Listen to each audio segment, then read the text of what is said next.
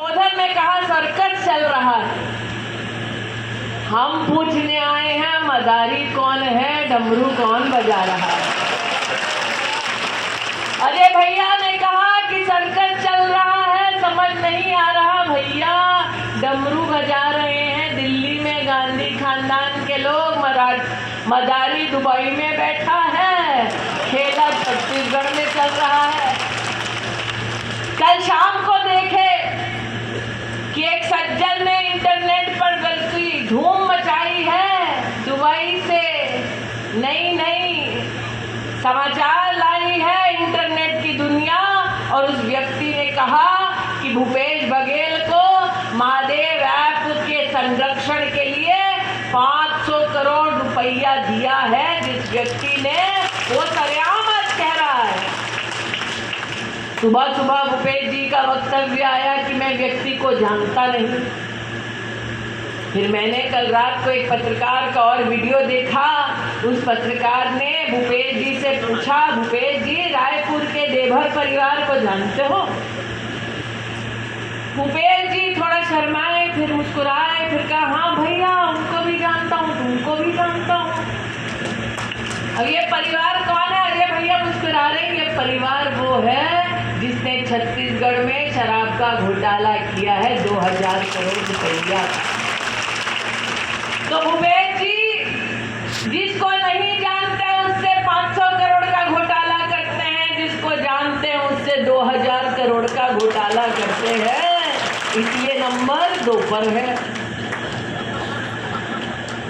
और जो सतत कुरुद की जनता का सम्मान करते हैं, जनता के लिए काम करते हैं, वो नंबर 1 पर है। इसलिए 17 तारीख पर जनता पोलिंग बूथ पर जाएगी, कमल का बटन नंबर 1 का दबाएगी और अजय भैया को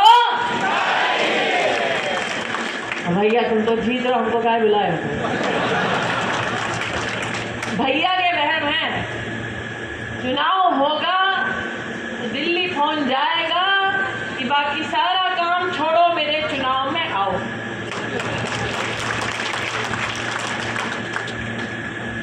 और बहनों को भी ये सम्मान प्राप्त होता है कि युद्ध की भूमि पर जब भाई कदम रखे तो विजय श्री का तिलक हमेशा बहन ही घर की लगाती है।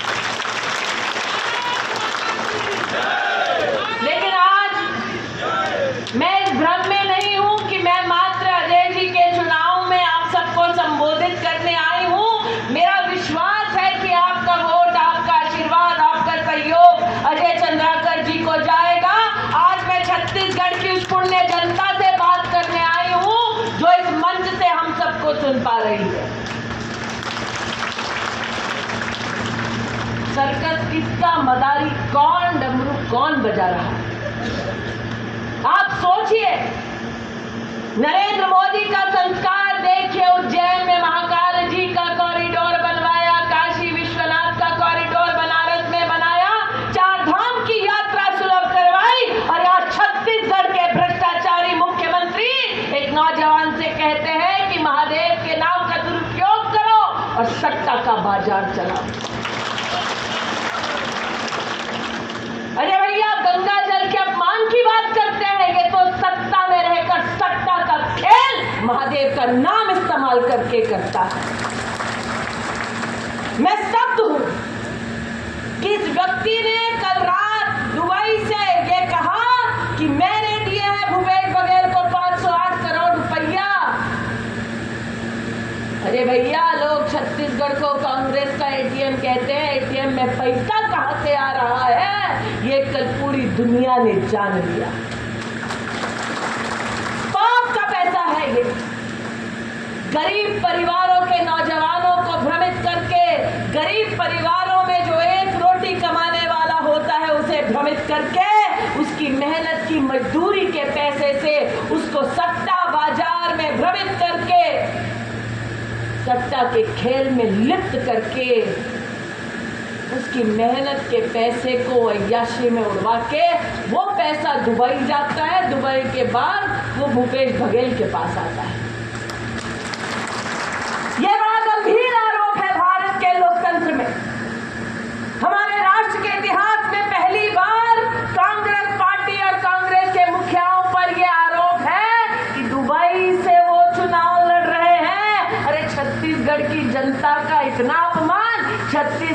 जनता से इतना डर कि अब तुम सट्टेबाजों के साथ चुनाव लड़ रहे हो। जैसा कि मैंने कहा, भूपेश बघेल का ये वक्तव्य है कि मैं सट्टे वाले को नहीं जानता, शराब वाले को जानता हूं। शराब में लिप्त कौन? गरीब परिवार के लोग, जिन्हें नशे की आदत में डालकर गरीब घर में दिया जल सकता था घी का, लेकिन वो दिया नहीं जला। वो शराब के अवैध व्यापार के माध्यम से गरीब के घर से लूटा गया और फिर गया तिजोरी कांग्रेस। सर्कस किसका, मदारी कौन? अरे सोनिया जी जवाब तो दीजिए। आप भी तो मां हैं। किस महिला को स्वीकार है कि नशे में खुद परिवार को लूट कर पैसा आपकी तिजोरी में भरा जाए, सट्टे के बाजार में परिवारों को बर्बाद करके आपकी तिजोरी भरी जाए? अरे ये तो ऐसा पाखंड करते हैं कि पीसीएस में नौकरी अपने परिजनों को देते हैं, नेताओं को देते हैं, और गरीब के बच्चों को शराब में, सट्टे में और जुए में व्यक्त करते हैं। अरे भैया, आपने कहा भूपेश बघेल ने कुरुद के लिए 5 साल कुछ नहीं किया। अरे प्रदेश के लिए कुछ नहीं किया, आपके लिए क्या करेगा? मैं तो स्तब्ध हूं कि क्या नीचता की पराकाष्ठा कोई होती है। कहते हैं संगत का असर है। आप अमेठी में पूंछ की बात करते हैं, भाई हम तो पूंछ लपेट के भगा दिए अमेठी से, लेकिन जिनके साथ रहते हैं, अद्भुत जोड़ा है बिहार में, वो वहां चारा खाते हैं, ये यहाँ गोबर खाते हैं। वो वहां चारा खाते हैं, यहाँ गोबर खाते हैं, सट्टे का पैसा दुबई भेजते हैं। अगर इतनी मेहनत छत्तीसगढ़ की प्रजा के लिए कर ली होती तो आज छत्तीसगढ़ का एक एक किसान, छत्तीसगढ़ में महिला समूह की एक एक बहन मदद के लिए नहीं तरसती।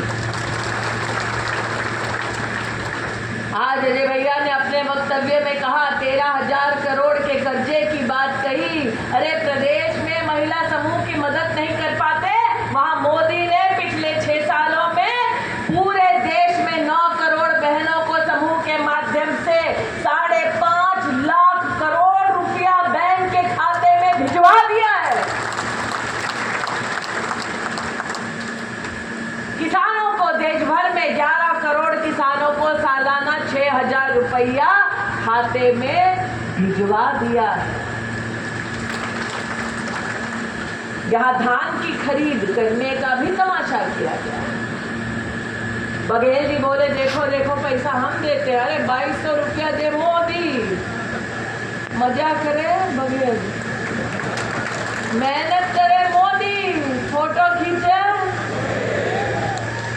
काम करे मोदी, मजे ले।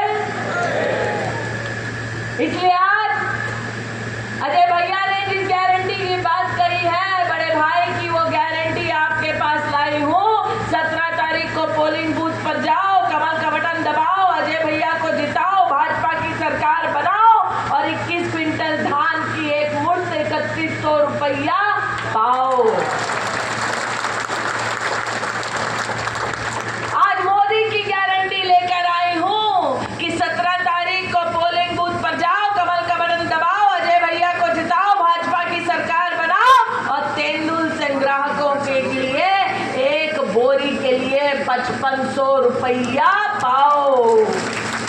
आज मोदी की गारंटी लेकर आई हूँ कि अगर जमीन नहीं है, खेती नहीं है, अगर वो सिर्फ मजदूर है खेती करने वाला, तो आप 17 तारीख को पोलिंग बूथ पर जाओ, कमल का बटन दबाओ, अजय भैया को जिताओ, बीजेपी की सरकार बनाओ और हर साल भूमिहीन खेती वाले मजदूर 10,000 रुपये की सहायता पाओ। आज मोदी की गारंटी लेकर आई हूँ, ये मजदूर भाई, ये बहनें हमारी दिन रात बेटी जन्म ले तो मोदी जी ने कहा है बेटी को बचाओ, बेटी को पढ़ाओ और आगे बढ़ाओ और एक दिन तो ब्याह भी कराओ। आज मोदी की गारंटी लेकर आई हूँ कि 17 तारीख पर पोलिंग बूथ पर जाओ, कमल का बटन दबाओ, अजय भैया को जिताओ, बीजेपी की सरकार बनाओ।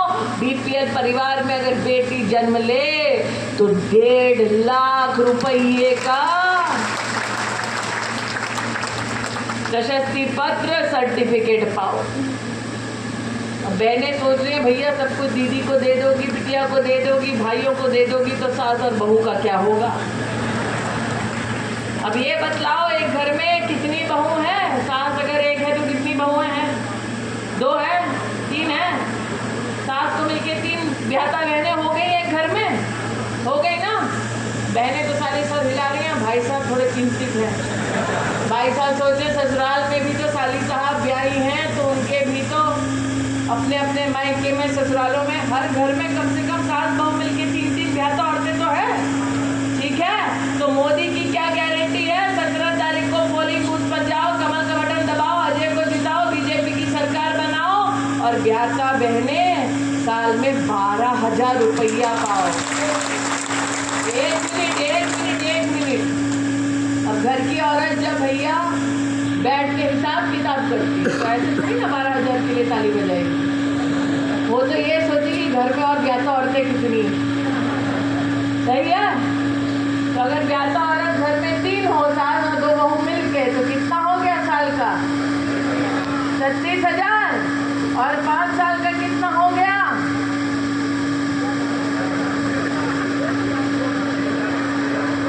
किसके घर में 4 बहुएं हैं?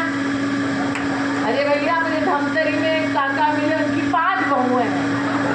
काका की तो लॉटरी निकलने वाली है। तो अगर 3 है वैवाहिक बहनें घर में तो कितना हुआ 5 साल में? कितना हुआ? तो फिर 17 तारीख को पोलिंग बूथ पर जाओगे, कमल का बटन दबाओगे, अजय भैया को जिताओगे, बीजेपी की सरकार बनाओगे तो फिर कितना पाओगे? लेकिन दिवाली आने वाली है, 17 तारीख को जो पटाखा फूटेगा। इन दिवाली पर भी तो उज्ज्वला गैस पाने वाली कितनी बहनें यहाँ पे है ना? उज्ज्वला गैस वाली 600 रुपए का सिलेंडर हो गया ना उज्ज्वला का।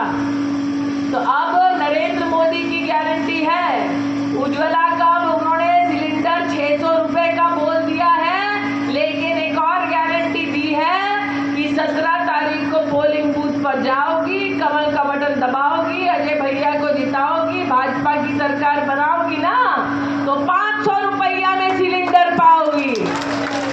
कितने में? सिलेंडर कितने में? भैया भी बोल रहे हैं, भैया को ही देना पड़ रहा है। तो सिलेंडर कितने में? लेकिन उसके लिए क्या करना पड़ेगा? 17 तारीख को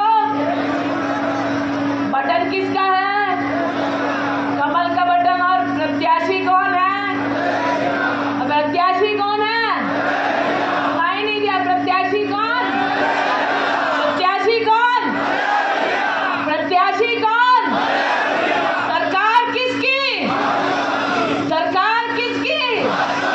सरकार किसकी?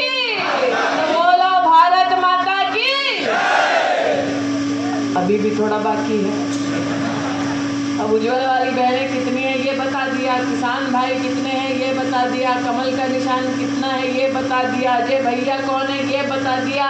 अब ये बतलाओ राम भक्त कौन है?